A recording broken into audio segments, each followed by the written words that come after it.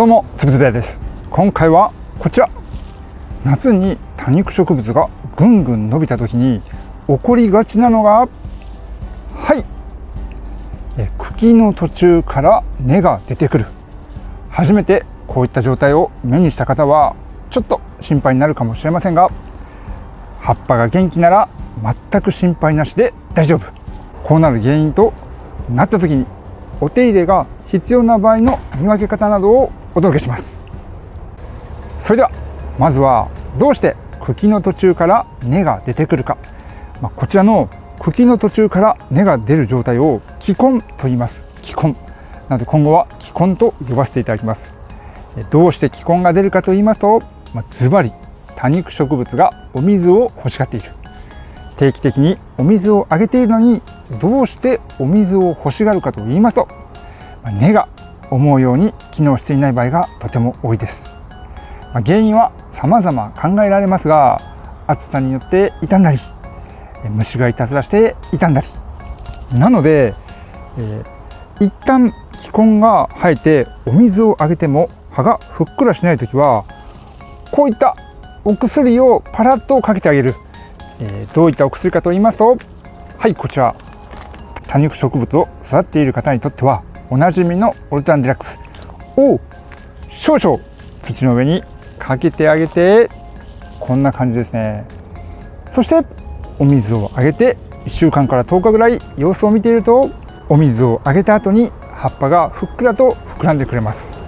もしくはこういったお手入れをしなくてもお水をあげてふっくらするようなら、茎の途中から根が出ていても全く気にしなくて大丈夫。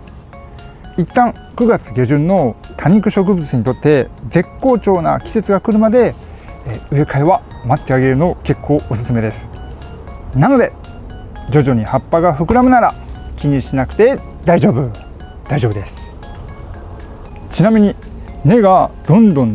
もしゃもしゃに出ても葉っぱがふっくらしているなら植え替えなくても大丈夫な見本として、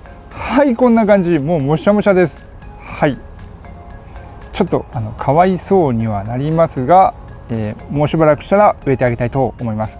なぜなら葉っぱがお水を吸ってくれているから、お水をあげると葉っぱがふっくらしています。となるとまだまだ植え替えは待ってくれそうです。ちなみに、定期的にシャワーで茎の途中の根にもお水が当たるようにかけています。ただですね、何日もお水をあげ忘れると根が茶色くなっていきます。触ってポロポロ落ちる根は機能していないので、植え替えの時には取ってあげましょう。逆に先端付近の白い根や茎の根元から白い若い根はしっかりと機能することができるので、植え替えの時にも大活躍してくれるし、お水をかけた時にもちょっと吸ってくれます。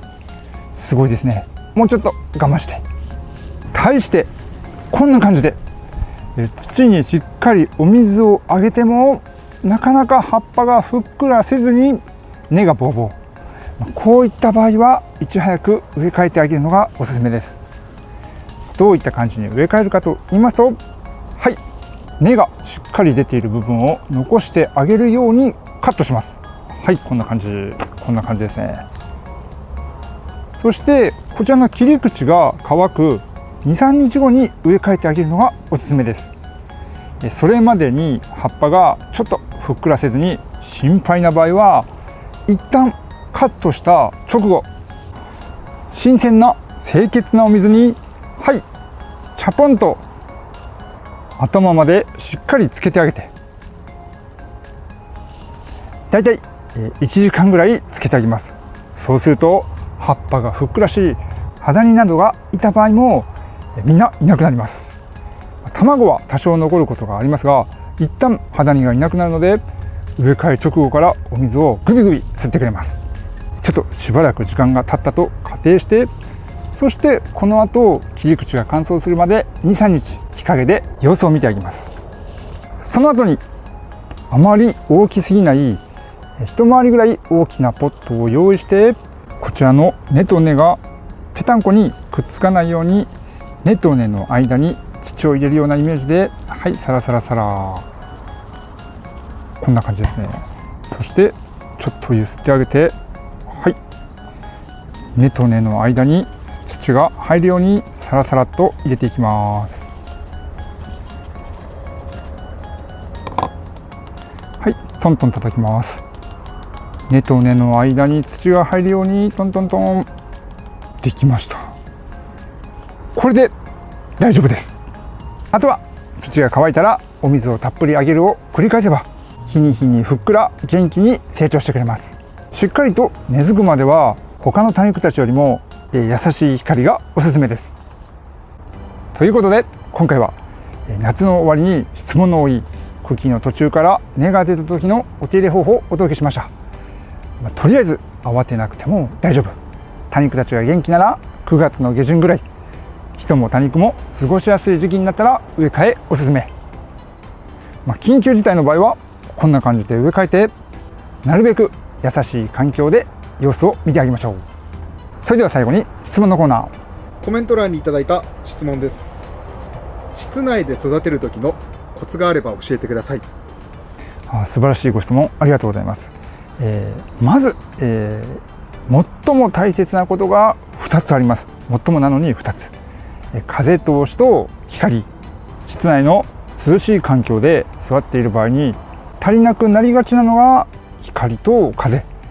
風に関しては扇風機やサーキュレーターなど風が動けば何でも大丈夫なので、室内の空気をまんべんなく動かしてあげてください。もちろん多肉たちに直接当たっても全然平気なので、優しい風を直接ずっと当ててもいいし、室内の空気をゆっくりと大きく動かしてあげても大丈夫。そして光に関して言うと、植物用の LED ライトなどがないとちょっと厳しいかもしれません。 2,3 日の一時的な避難であれば室内のなるべく明るい場所で管理しているだけでも大丈夫なのですが、長期的なお手入れになると室内の光ではちょっと優しすぎる場合があるので、植物用の LED ライトなどをご用意してあげましょう。もしくは春や秋なら窓際の 4,5 時間しっかり入る環境であれば窓際などでも育てることもできます。今は植物と暮らすためのさまざまなアイテムがネットなどでも購入できますので、室内に多肉が過ごす場所を作ってあげた後にお外の多肉引っ越すのおすすめ。小さなスペースでもめちゃくちゃ楽しめます。それではいよいよ夏も終盤に差し掛かり始め、今までは元気だった多肉たちがちらほらとちょっと傷んでいくことがあります。なので次回は夏の終わりの注意点お届けしますので、夏の終わりに多肉たちが傷む方の手助けになれば幸いです。次の動画でお会いしましょう。